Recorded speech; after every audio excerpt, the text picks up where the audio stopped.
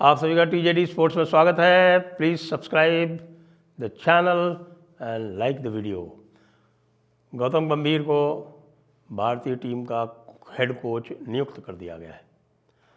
गौतम गंभीर वैसे अपने फाइस्टी नेचर के लिए जाने जाते हैं, तो अब देखिए यहाँ पर आकर क्या करेंगे। उनकी तो लड़ाइयाँ हो रखी हैं कितनी सारी उन्होंने, कभी शाहिद अफरीदी से लड़े हुए हैं, कभी कामरान अकमल से लड़े हुए हैं। तो ये एक अच्छी बात है, वैसे जज्बा है बंदे में, जज्बा है। और बंदे ने अभी केकेआर के लिए दिखाया, केकेआर की मेंटरशिप में दिखाया कि जिस तरह से श्रेयस अय्यर को सपोर्ट करके, प्लेयर्स को सपोर्ट करके, प्लेयर्स को एक यूनिट में नेट करके और केकेआर को आईपीएल की चैंपियनशिप दिलाई, उसकी बड़ी तारीफ़ हुई। उसके पहले लखनऊ में भी थे ये, लखनऊ में भी अपने प्लेयर के लिए लड़ जाते हैं। ये अपने प्लेयर के लिए लड़ गए थे, आपको ध्यान है। हाँ, वो नवीन उल हक के लिए लड़ गए थे विराट कोहली से। तो अब लोग ये कह रहे हैं कि भाई ये बंदा वैसे तो ठीक है, ही इज़ गुड, अच्छा प्लेयर रहा है, 2 वर्ल्ड कप में इसने जिताने का काम किया है। हाँ जी, 2 वर्ल्ड कप फाइनल जो दोनों भारत ने जीते। आपको ध्यान यदि दिलाऊं मैं, तो जो पहला जो वर्ल्ड कप फाइनल था वो T20 वाला था, उसमें गौतम गंभीर ने 75 रन बनाए थे। उसी 75 रन की वजह से भारत जो था वो 157 के टोटल तक पहुंच पाया था और बाद में शायद 4 या 5 रन से 6 रन से जीता था। इसी तरह से 2011 वाला जो वर्ल्ड कप था, तो 2011 वर्ल्ड कप के फाइनल में श्रीलंका के अगेंस्ट में 276 चेज करते हुए गौतम गंभीर ने 97 रन बनाए थे, 97 रन, वो हाईएस्ट था उस दिन का टोटल।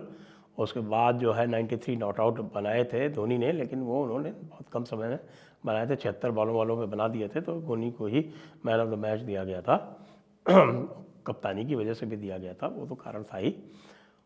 तो गौतम गंभीर के इम्पेकेबल क्रेडेंशियल्स हैं, at least as far as this aspect is concern. अब गौतम गंभीर के सामने चुनौती बड़ी है। चुनौती ये है कि now he has to deal with a transition. T20 की बात ले ले तो T20 में 3 big guns have retired. Rohit Sharma has retired, Virat Kohli has retired and Ravindra Jadeja has retired from the T20 format. लेकिन अब जो अगला चैलेंज आने वाला है, वो अगला चैलेंज आने वाला है चैंपियंस ट्रॉफी। अब चैंपियंस ट्रॉफी को आपको पता है, कंट्रोवर्सी चल रही है कि वैसे तो टर्न है होस्ट करने का पाकिस्तान को, लेकिन पाकिस्तान कई टीमें जाने की इच्छा नहीं रखती हैं। भारत तो कतई नहीं जाएगा, अफगानिस्तान ने भी मना कर दिया कि हम भी नहीं जाएंगे, और हो सकता है इनकी देखा देखी 1-2 और टीमें भी मना कर दें कि नहीं भाई हम भी नहीं जा सकते, पाकिस्तान में बड़ी सिक्योरिटी इश्यूज़ है, बड़े तमाशे हैं, हम पाकिस्तान नहीं जाएंगे।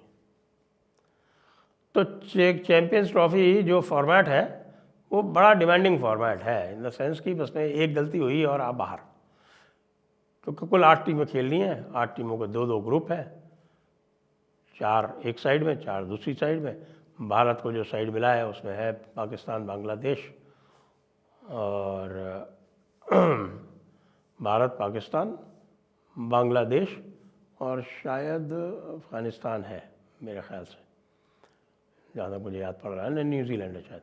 और दूसरी तरफ इंडिया, आपके इंग्लैंड, ऑस्ट्रेलिया, साउथ अफ्रीका, वो एक ग्रुप में है, और उनके साथ में शायद श्रीलंका है। तो इस फॉर्मेट में आपको मिनिमम 2 तो जीतने ही हैं, 3 ही मैच आपको खेलने हैं, और 3 में से 1 में भी गड़बड़ हो गया तो मुसीबत आ जाती है। तो ये चैंपियंस ट्रॉफी का फॉर्मेट भी डिफ़िकल्ट है, और हाइब्रिड मोड में संभवतः होगा। तो पाकिस्तान, बाकी मैचेस तो पाकिस्तान में होंगे, लेकिन इंडिया के मैचेस जहाँ तक संभव है, संभावना है, इंडिया के सारे मैचेस जो हैं वो दुबई में या यूएई में, दुबई, शारजाह और अबू धाबी में खेले जाएंगे। अब चैंपियंस ट्रॉफी ओडीआई फॉर्मेट में होना है इस बार, तो चैंपियंस ट्रॉफी ओडीआई फॉर्मेट में होगा तो उसके लिए अलग तरह से तैयारी करनी होगी। ओडीआई फॉर्मेट में भारत ने अच्छा किया है, अभी अभी जीता है उन्होंने, जीता तो क्या है, मतलब रनर्स अप रहे हैं ओडीआई वर्ल्ड कप में। तो वो समस्या नहीं है। समस्या ये है कि ओडीआई फॉर्मेट में भी ट्रांजिशन का टाइम आ रहा है, क्योंकि रोहित शर्मा, विराट कोहली और रविंद्र जडेजा, मुझे लगता है कि अब ओडीआई में भी उनकी ये लास्ट चैम्पियनशिप होगी और अगले ओडीआई वर्ल्ड कप के लिए, जो संभवतः 2028 में होगा, ये लोग नहीं खेलेंगे तो उसके लिए नए सिरे से टीम तैयार करनी होगी। और भी चैलेंजेस हैं। अब बुमराह जो है वो भी 30 साल के ऊपर हो चुके हैं। बुमराह ने बहुत सारे चैम्पियनशिप्स और बहुत सारे मैचेस और बहुत सारे टेस्ट मैचेस भारत को जितवाए हैं। अब बुमराह का भी धीरे धीरे रिप्लेसमेंट ढूंढना पड़ेगा, जो अभी तक होराइज़न पर नहीं आ रहा है। शमी जो हैं वो बहुत ज़्यादा इंजरी प्रोन हो गए हैं, उनकी उम्र हो गई है, बार बार इंजर्ड हो रहे हैं वो। तो अब मुझे लग रहा है कि 1-2 साल में शमी का भी रिप्लेसमेंट ढूंढना पड़ेगा। और अभी जो फास्ट बॉलर्स जिनको चांस दिया जा रहा है, जैसे मुकेश कुमार हैं, आवेश खान हैं, इनको में मुझे कोई दम खास दिखता नहीं। अर्शदीप ज़रूर थोड़ा सा प्रॉमिसिंग दिख रहा है। और अर्शदीप के अलावा जो T20 वाले जो खिलाए जा रहे हैं उनमें मुझे दम नहीं दिख रहा। हर्षित राणा वगैरह कुछ आएँ और देखें वो कुछ विशेष करके बताएं तो फिर पता चलेगा। मुकेश कुमार जो हैं वो भी सो हैं। देखिए, कोई बहुत स्पीड नहीं है, कोई बहुत वर्क नहीं है, कोई बुमराह की तरह कोई यॉर्कर नहीं है। तो he is only 50% effective compare to someone like Bumrah और शमी। टेस्ट मैचेस में मुझे लगता है कि नई टीम का जो एक स्वरूप है वो आ चुका है और यहाँ पे भी अगले 2 साल में हम रोहित शर्मा और विराट कोहली को शायद आगे खेलता ना देखें, लेकिन हमारे पास यशस्वी जायसवाल जो है एक लंबी इनिंग्स का प्लेयर आ चुका है। शुभमन गिल भी दिखा रहे हैं कि हाँ वो खेल सकते हैं, हालांकि उनके साथ अभी भी टेक्निकल इश्यूज़ हैं और स्लो पिचेस पे, विशेषकर भारत की स्लो पिचेस पे उनके साथ प्रॉब्लम है। फास्ट पिचेस पे ऑस्ट्रेलिया, साउथ अफ्रीका में वो ज़्यादा इफ़ेक्टिव हो सकते हैं, विशेषकर ऑस्ट्रेलिया की ट्रू पिचेस पर। और उन्होंने पिछली बार दिखाया भी है। तो गौतम गंभीर के सामने बड़ा चैलेंज है।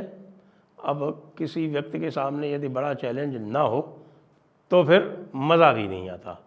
तो we can wish Gautam Gambhir all the best, and we can hope that Gautam Gambhir will now make India world beater in all the 3 formats.